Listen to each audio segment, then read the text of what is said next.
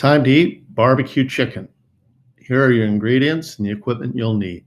First, we'll take the chicken drumsticks and we'll put them into a pot and cover them with water. I like to fill it once and pour it out to rinse the drumsticks off, and then fill it again with cool water. We'll put that pot on the stove. This is when we'll add salt. I like to add about 1.5 teaspoons. You could also add bay leaves or peppercorn, thyme if you're going to make a chicken stock or to add more flavor.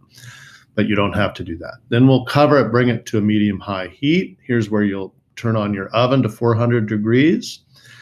You'll let it simmer for a while. It's good to check it once or twice to make sure it's not boiling too hard.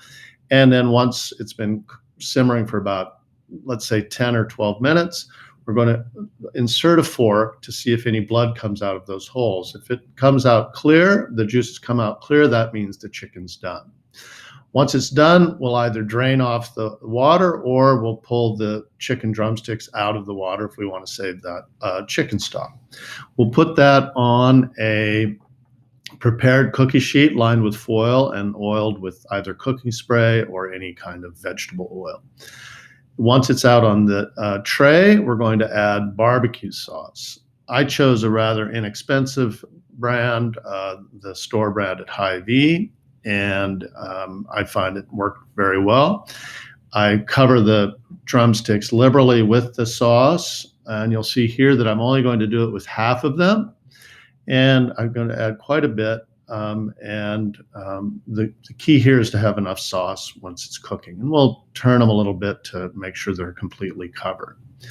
With the other ones, I'm thinking we might have a plain eater in the house, so I'll leave them plain and add some spices. I'll probably put here some salt and pepper, and you can add any spice you want, really. I'll add a little bit of garlic powder as well, which can be tasty, and I'll also add paprika. Again, though, those spices are optional, but I do know that some people prefer not to have sauce on the chicken, so I give you this other possible version. Once we have them covered with spices or with barbecue sauce, we're going to put them in our preheated oven at 400 degrees, and we'll cook them for 20-25 minutes.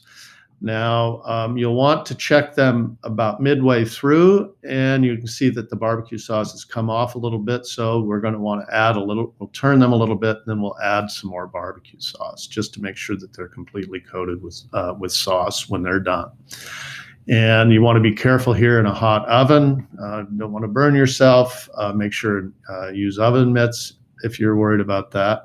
And you can see here, I'll just cover it with a little bit more barbecue sauce. Okay, and then we'll put it back in the oven.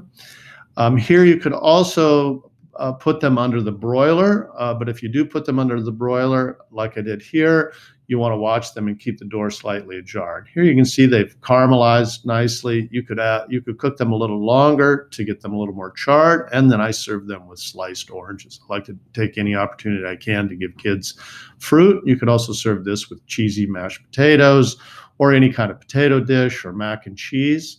And there you have it, barbecue chicken. Time to eat.